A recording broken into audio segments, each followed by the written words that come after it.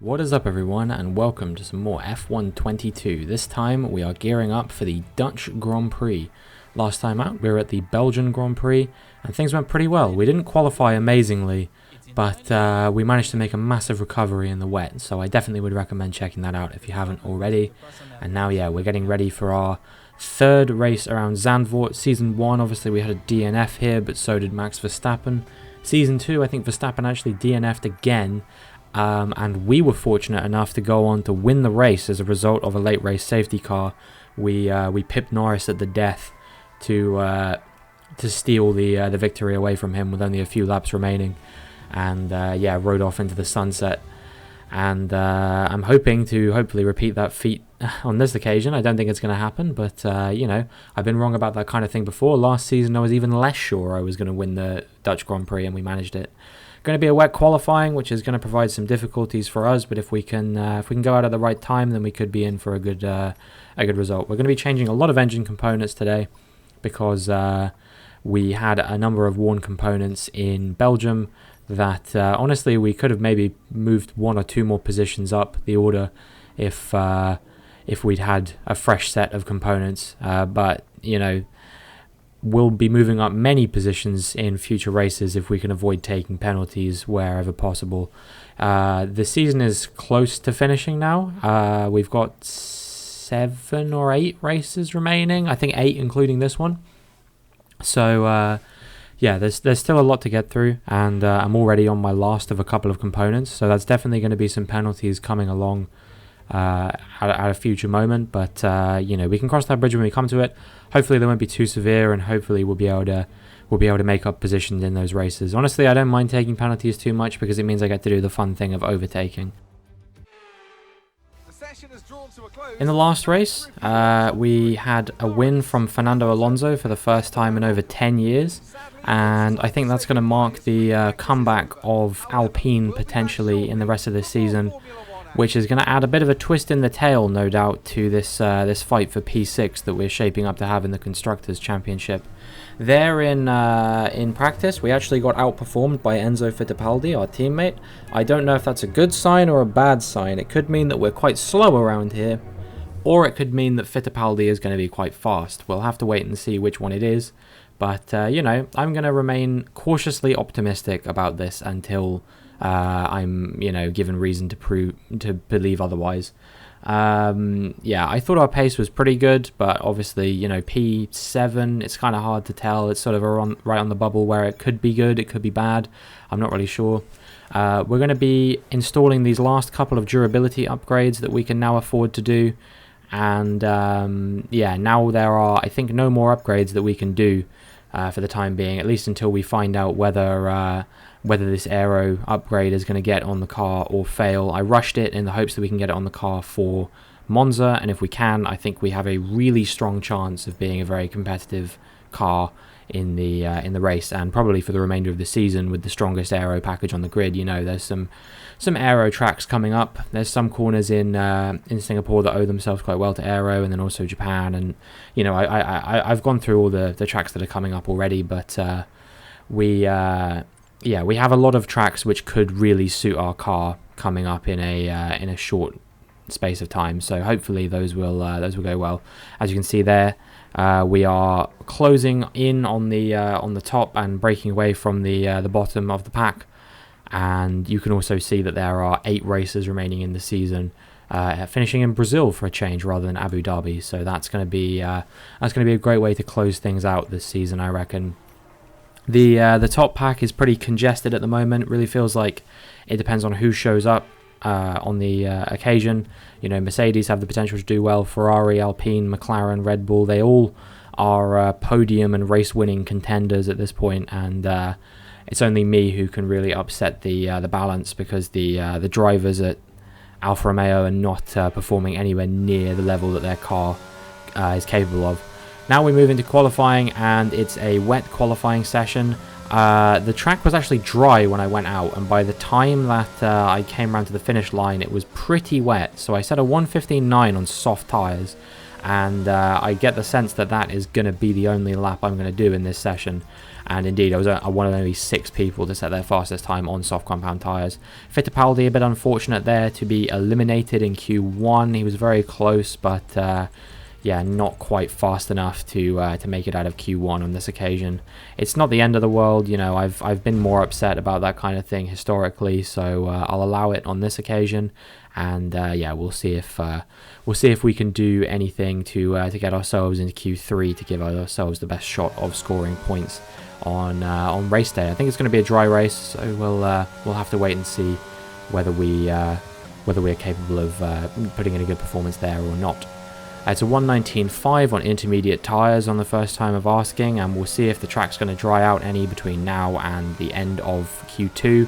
And if it does, then no doubt we'll set a bit of an improved lap. As you can see, we're doing 2.4 second improvement as we come up to the line, and hopefully that'll be good enough to get us into Q3. It's in the end good enough for P4. Okay, yeah, that's perfectly fine then. We can definitely take that, and we can definitely run with that into Q3, and hopefully, you know, sort of get maybe top 5 or so in Q3. That would put us in a very good position to score points. Fernando Alonso is having a real renaissance in this season, as his teammate is also in P5. The Alpine is a particularly fast car at this stage of the season.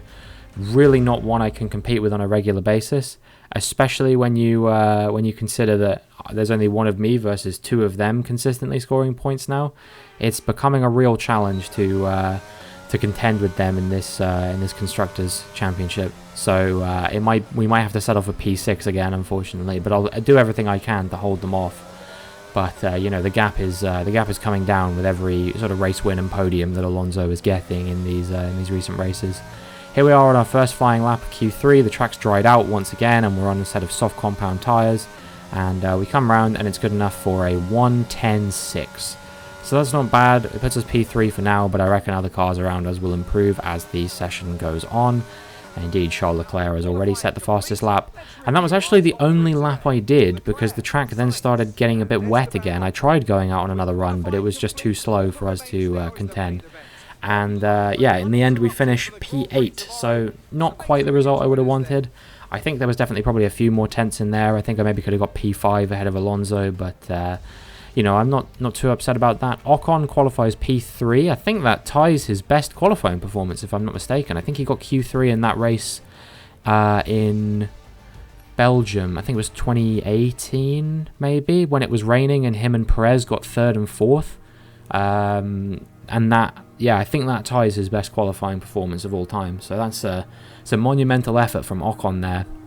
And we get a bit unfortunate there. We're going to have to hopefully do some overtaking in the race. We'll see if we've got the pace to do so, but a lot of these corners are sort of low speed. Can you get good traction out of them? And that is really where our car struggles more than anything else at the moment, I would say. Even in the straights, we're more competitive than we are on corner exit. Chassis upgrades are 100% the thing we need to fight with the cars around us right now. So I'm going to do everything in my power to push to get that chassis facility upgrade to Spec 3, hopefully before the start of Season 4, the very latest. So yeah, hopefully we can get that on and we can make an even more competitive car for next season. And now it's time for us to get into the Dutch Grand Prix. To the North Sea coast and to the Zandvoort circuit. We're 25 miles away from Amsterdam for today's Dutch Grand Prix. It's a race the great Jim Clark won on 4 occasions, leading for an astonishing total of 370 laps. Zandvoort circuit then, 14 corners, 10 to the right and 4 to the left, with plenty of steep camber and elevation changes to keep our drivers on their toes throughout the 2.6 mile lap. And watch out for cars making use of the DRS zone into turn 1 to attempt an overtake. Let's run you through the driver grid order for today's exciting race. Charles Leclerc lines up on pole position, and a very happy Carlos Sainz will start second. Looking at the rest of today's grid, we have Ocon, Norris, Fernando Alonso and Perez, Ricciardo, Robinson, Hamilton and Max Verstappen, Gasly, Schwartzman, Yuki Tsunoda and Stroll, Joe, Fittipaldi, Alex Albon, and Mick Schumacher. Lundgaard, Latifi, Russell and Kevin Magnussen fills the last spot on the grid. It's almost time for those 5 red lights to go out then. Let's see who can prevail today. And a warm welcome to Natalie Pinkham, who's beside me in the commentary box today. Let's talk about Robinson. That was a solid result in the last race. Can they keep that momentum going this weekend?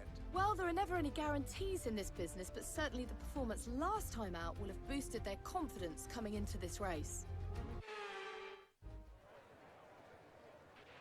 Okay, here we go. I know what you can do. Don't let me down. Hopefully I won't let him down, but yeah, we unfortunately don't have any alternative strategy to go on to, and pretty much everyone around us is on soft compound tyres, so we might be riding the struggle bus here. Unfortunately, I think it's going to be incredibly difficult to contend with the likes of Ricciardo, Hamilton, Verstappen. Pretty much everyone around us right now is going to be significantly faster than us on these soft compound tyres. And yeah, I think we may have made a minor blunder here. We need to get those tyre wear upgrades on the car. This is another reason we need that chassis facility upgrade ASAP. And yeah, I'm really not going to have a fun start to this race, I think, if the sort of the relative pace of these tyres is to be believed. Now here we are as the lights come on. And the lights go out, and we actually don't get away too terribly compared to the rest of the cars around us, considering they're all on soft compound tyres. We are being pressured by Hamilton into turn 1, but we're actually going to turn defence into attack as we go up the inside of Ricciardo and plough straight into the back of Perez. Fortunate not to break our front wing there, as we go 3 wide momentarily there with Ricciardo and Hamilton. And now as we move through the hairpin and try and get a good exit from the hairpin, I think this is where Ricciardo is probably going to get back this position, and we're going to have to settle for P8. We were challenging him initially, but he just gets way too good traction on the exit of that hairpin. This was a similar problem that I actually had last year, if I remember correctly. That was one of the places on the track I was slowest overall. I'm trying to think where the major sort of aero spots on this track would be, and apart from that fast right-hander as you come down the hill, I think that's probably going to be one of the only places on the whole track where we're going to be fast compared to the rest of the cars around us. And even then, engine power plays a big role in that as well. It's corners like Maggots and Beckett's at Great Britain, where if you've got a good aero package, you can take it flat out, but if you don't have a good aero package, you struggle to take it flat out. Those are the corners where we are going to excel compared to the cars around us. You know, places like I think it's turn 9 in Spain, or maybe it's turn 10, I'm not sure. The fast right-hander leading into the second DRS straight. Those are the kinds of places where this car is going to be fast. And sadly for us, there aren't really many corners like that in Zandvoort. So yeah, we are, I think, just going to be naturally a bit slower than the other cars around us as we kind of cut up Verstappen there a little bit to prevent him from overtaking us as we start lap 3 now. And yeah, you can see that Ricciardo has already sped off into the distance, 2.7 seconds ahead of us. Every moment here is going to be a defensive moment, I think. Enzo Fittipaldi has already made his way up to 13th, so he's having a pretty good race so far. Maybe he can battle back a little bit further, even into the points or something like that. I think that's probably unlikely, because I don't think he currently has the pace to contend with anyone more than the Alfa Romeos. I think that's sort of the level that he's operating at, but honestly, it's not a bad level to be operating at. And we get attacked once again by Verstappen as we come into this chicane, but we managed to hold the position for a little bit further here and keep him behind. But I think that until he overtakes us, this is going to be a position that we're going to really struggle to maintain.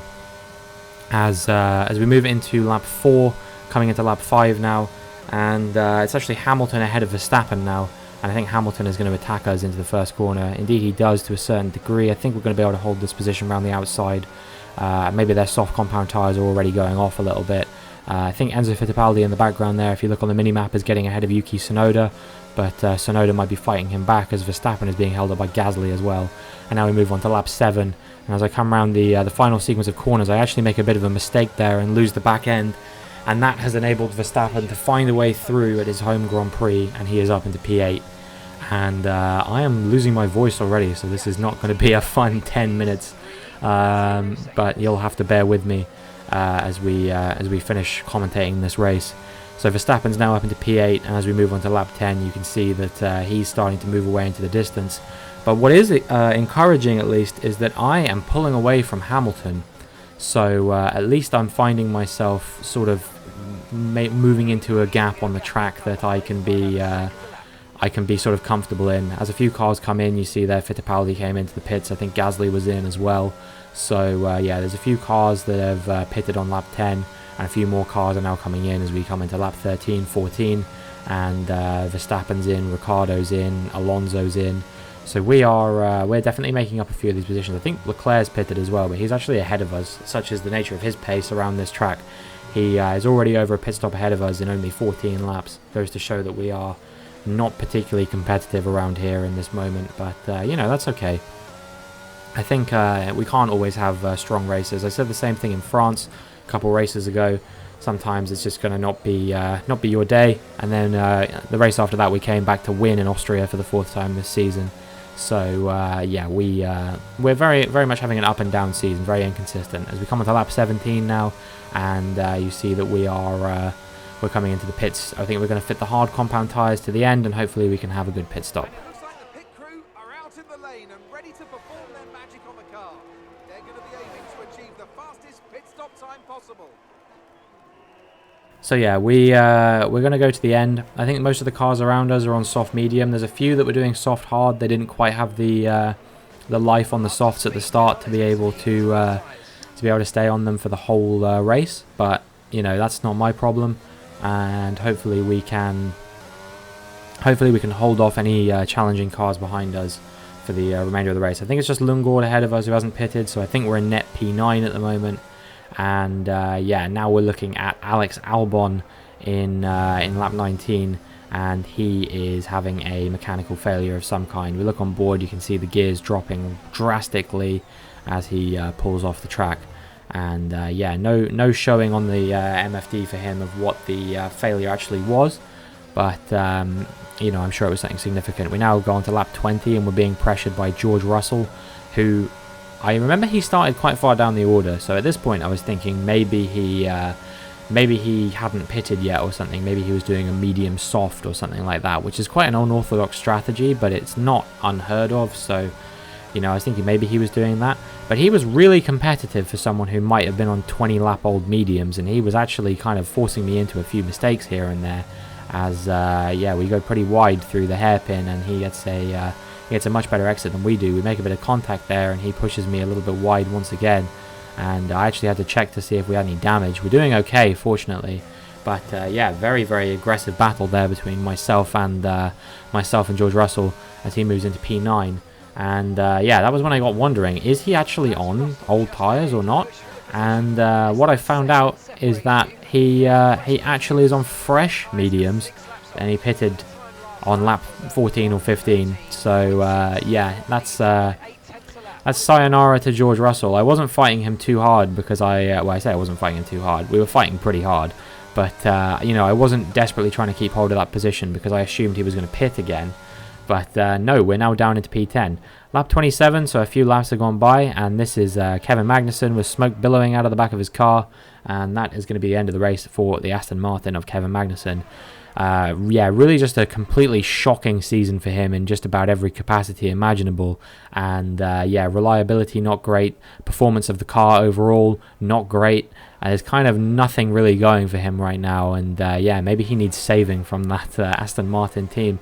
But you know, there's always a few teams that are opening up spots every season at the moment. You know, we got Vettel, who retired last season, leaving room for Magnussen to come to Aston Martin in the first place, and maybe we'll see the likes of Alonso or Hamilton or Perez or even Ricciardo retiring on this occasion, and this could open the door for maybe someone like Magnussen to move to a better team. I have to say, I think if Hamilton or Perez retired, I think the most likely candidate to take that spot, based on how I know the game works, would be Fernando Alonso. I think Fernando Alonso would probably end up moving to Mercedes or Red Bull, believe it or not. And yeah, then it's over for everyone, I think. But yeah, lap 32, you saw there we were kind of in a bit of a no man's land. And as we move on to lap 36 now, you see that we kind of have just built a massive gap to both Hamilton behind and Russell ahead, and a very quiet race to a very quiet 15 laps or so to close out the race for us after Russell overtook us. We kind of were just on our own, and we crossed the line to grab 1 point in P10. Not the best result in the world, but nothing too upsetting. At least we're still in the points. That's all I can really hope for. And hopefully we can continue being a bit more competitive like we were in Austria and Belgium in the following race, which is Monza. So yeah. Magnificent victory here at the Dutch Grand Prix.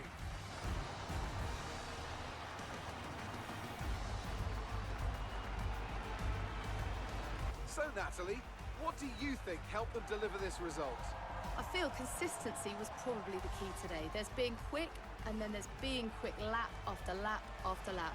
If you can do that, you can capitalise on other people's errors without making many of your own. And that's an approach that can push you a long way up the field. Ferrari are at it again. An excellent performance at today's Grand Prix, and they're certainly a team that know what they're doing out there. So yeah, Leclerc takes the victory expectedly, and then the podium contains Alonso and Norris as well. Alonso obviously is the driver that I'm keeping tabs on the most now at this stage in the season, apart from obviously my rival Perez as well.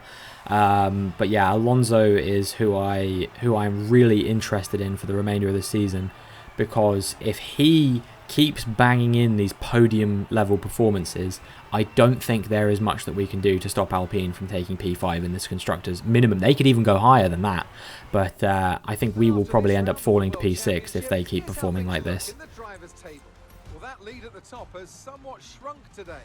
Let's focus on the driver of the day. Natalie Pinkham, come on, who do you pick? There are a few contenders, but George Russell definitely stood out, I think. A really solid drive from him today, and one I'm sure the fans enjoyed. Let's move on to the constructors. Ferrari continue to extend the gap at the top of the table. After an event like that, who knows what the sport has in store for us next time out? Be sure to join us once again as we continue to bring you all the excitement of Formula One. Yeah, we aren't really close to Mercedes or Red Bull at this stage, so I don't think that there's a chance that we could even close them back up unless they massively fall off. To be fair, Mercedes have fallen off quite significantly. You know, Hamilton not even finishing the points there, Russell only getting a couple. If we can consistently outperform Mercedes for the rest of the season, there probably is a chance that we could battle them back, but it might come with the caveat of we lose out to Alpine. We're 86 points adrift of the top spot in the championship, so I think it's safe to say that the dreams that we had of winning it at the start of the season are probably over now. Unless we suddenly have a massive uptick in performance, but I don't know where we would get that from, given that we don't have any developments we can do.